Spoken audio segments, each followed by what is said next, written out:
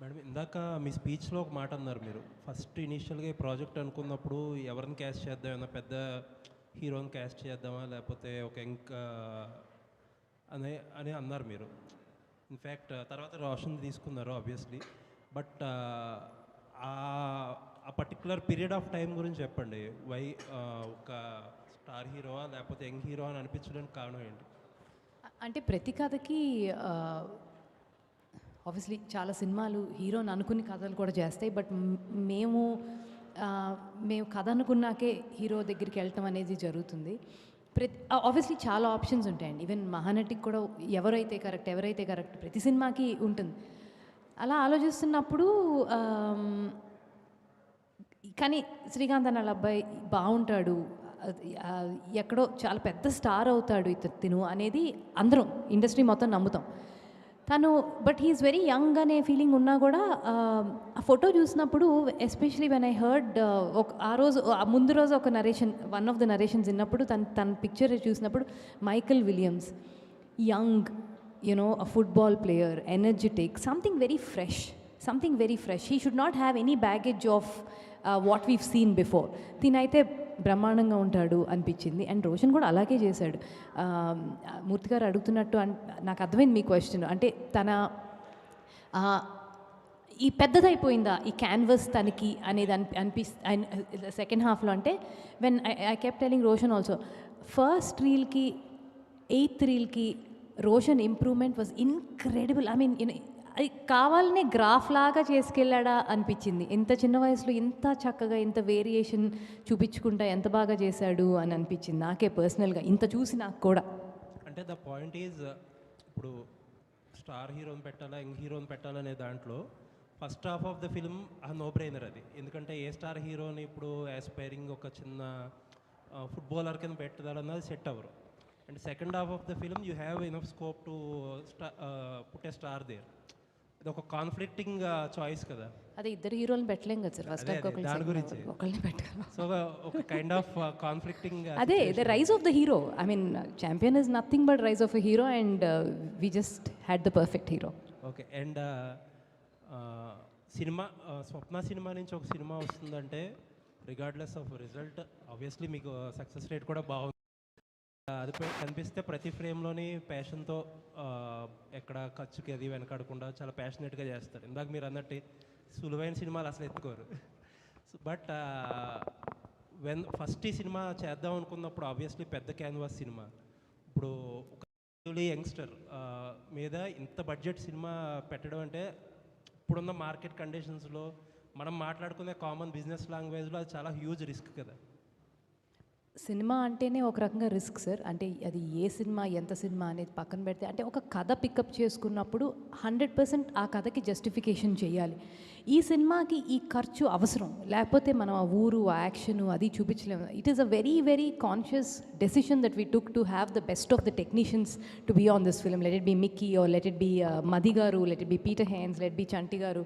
So we had the best of the technicians also to hand hold Pradeep very well. So I think it's a very conscious call. And సినిమాకి అవసరమైతే వెనకాడకుండా డబ్బు పెట్టాలి. అది పిచ్చిగా విరజిమ్మకూడదు, at the same time వెనకంజా వేయకూడదు. That is something that we believe and it's always worked in our favour.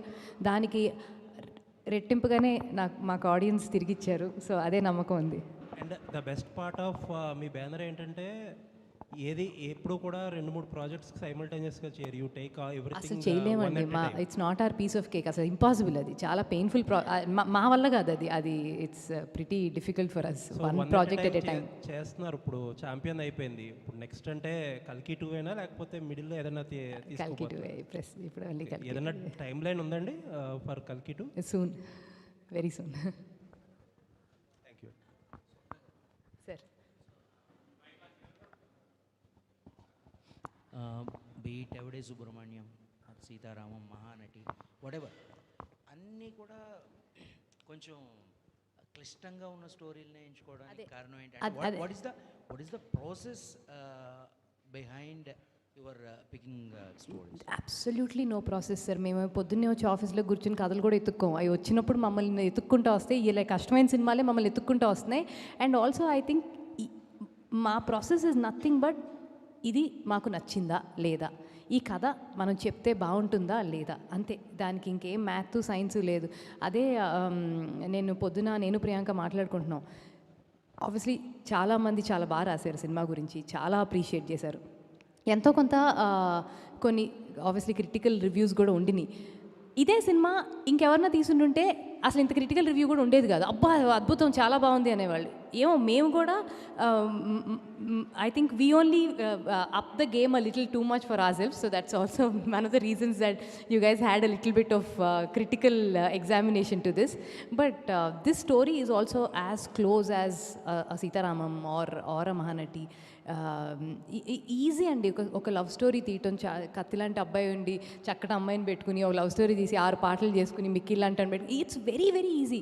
But that is not what we want to do. We want to tell a story which will be remembered, which will be appreciated, which will give us a lot of satisfaction, and which will today I think Champion makes Roshan a star, no doubt about it.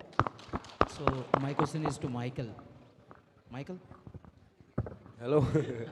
Hi, Roshan. Hello. Like అంటే after a big hit అనుకుంటే వరుసగా సినిమాలు చేతిలో ఉండే time అది.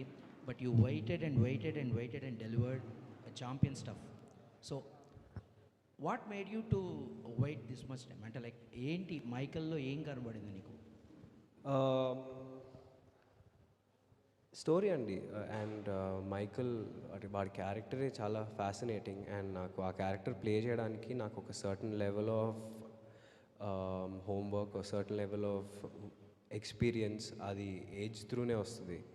So దానికోసమే నేను ఆగి నా నెక్స్ట్ సినిమా ఛాంపియన్ అవ్వాలి అని ఒక ఫిక్స్ అయిపోయాను.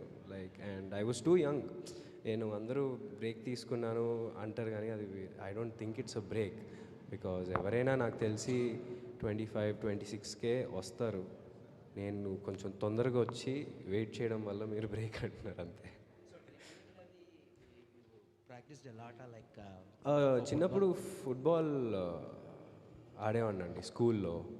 సో స్పోర్ట్స్ అన్నీ అలా ఏదో కొంచెం అలా టచ్ చేసేవాడిని. సో ఇక్కడ ఒక 3-4 డేస్ ప్రాక్టీస్కి వెళ్తే ఇంకా వచ్చేసింది. మిక్కీ గారు. Hi sir, first of all, thank you so much for giving us such a beautiful song, Gira Gira. As everyone said that with that song whole promotion is completed. So let us know how many days you have taken to compose that song. Well, firstly, thank you for the appreciation. I don't remember actually. This song was made almost 1 year ago. So the song was made pretty quickly, but it traveled. We went with it. We wrote different versions of lyrics.